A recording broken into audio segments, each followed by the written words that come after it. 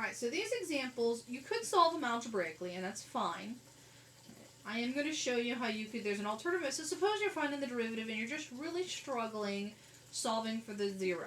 Alright, you're having trouble with factoring, simplifying, alright, and you're really struggling with that. Well, there is a method you can use on your calculator. You can use the graph of the derivative to find my critical values. Alright, so my first example here is a logarithm. Students struggle with logarithms. This is an example where I found the derivative again. If you go back and look at the Chapter 2 notes, I did find this derivative in Chapter 2, but it was a process to it. It required the chain rule, the product rule, and then simplifying it. Now, it did simplify really nice, but it took some algebra to get there.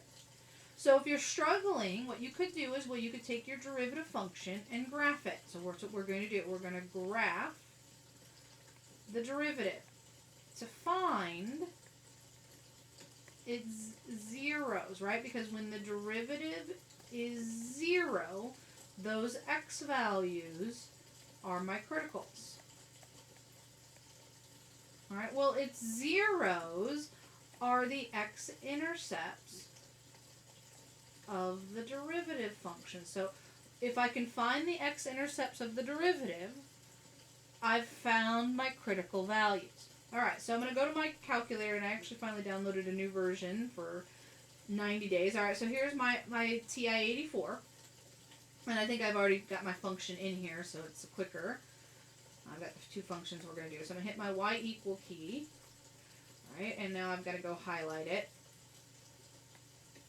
So there's my derivative, right? I'm graphing the derivative. The derivative was negative 10 natural log of x, and I already had it typed in. So make sure you just type in negative 10 natural log of x. I'm highlighting it so it graphs.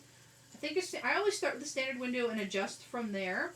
So I'm going to go to my window, and it's already in standard form, but if yours is not, you hit zoom, and then you pick 6. That will zoom standard, will pop it up. So make sure I typed it in right.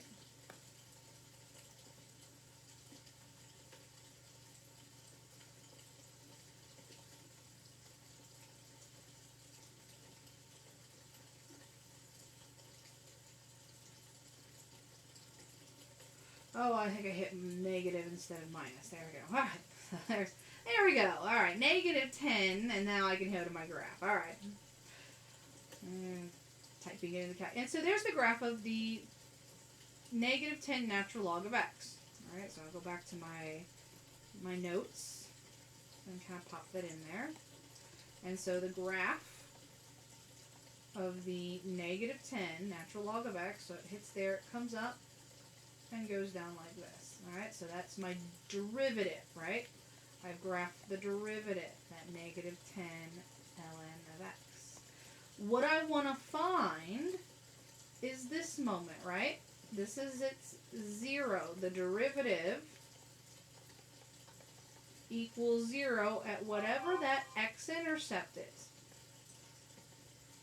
And the calculator can find that for you. If you're having trouble, again, finding where the natural log is 0, you could do it by hand. Again, this one's not too hard to do by hand. But if you're having trouble, some students have trouble with the natural log, you can solve it graphically.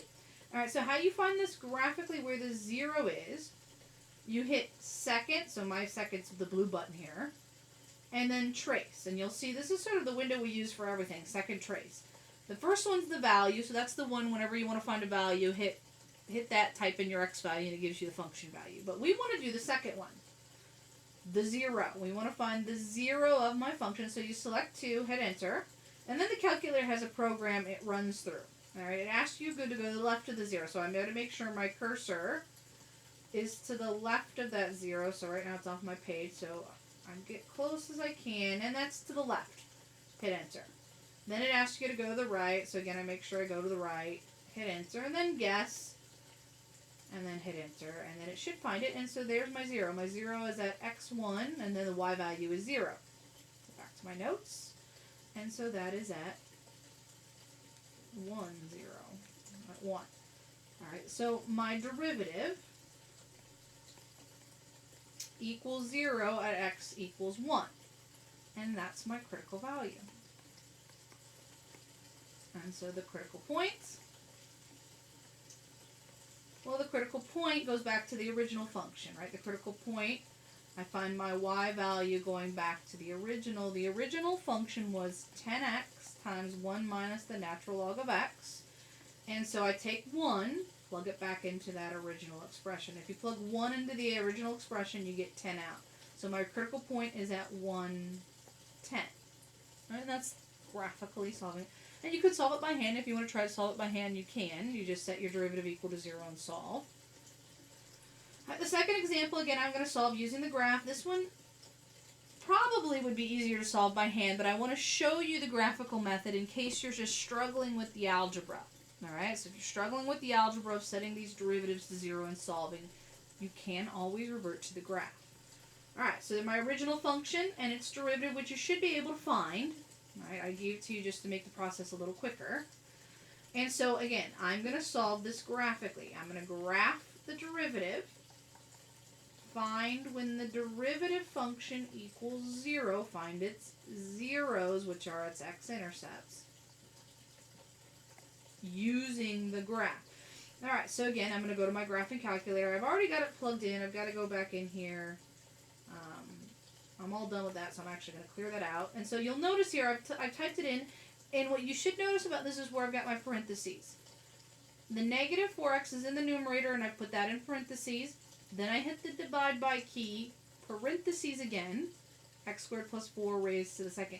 Again, parentheses, always put parentheses around your numerator and denominator. And I'm going to leave it a standard window, although I think I'm going to have to zoom in. But I'm going to show you how to do that. Alright, so I'm going to leave a standard window. So the same window I had before. And it looks like I did the same thing on this one. Alright, there we go.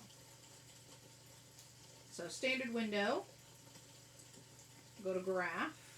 And you'll notice that the graph of this is all down by the... You can't even hardly see it. It looks like it's almost drawing directly on the x-axis. And so what I'm going to do is I'm going to zoom in. Because my values are all very small. So I'm going to hit my zoom key. So up at the top, there's next to window is the zoom. And there's the zoom in. So I'm going to select the second one, zoom in. And I'm going to zoom in at the origin, right, at the 0, 0, because that's where it looks like it might be switching somewhere near the origin. And so I'm just going to hit enter and zoom in and see if I get a picture. And it does look like it's crossing there. Alright, at 0, 0. And I'm going to check to see that it is. So I'm going to see if that's my 0. So I'm going to hit second trace. 0. So pick 2. 0. Left of it. The right of it. And then guess. Alright, and it is. So the 0 is at 0, 0. Alright, so I'm going to draw that on my next. Oops. Draw it on my video. Alright, so again, I had to zoom in.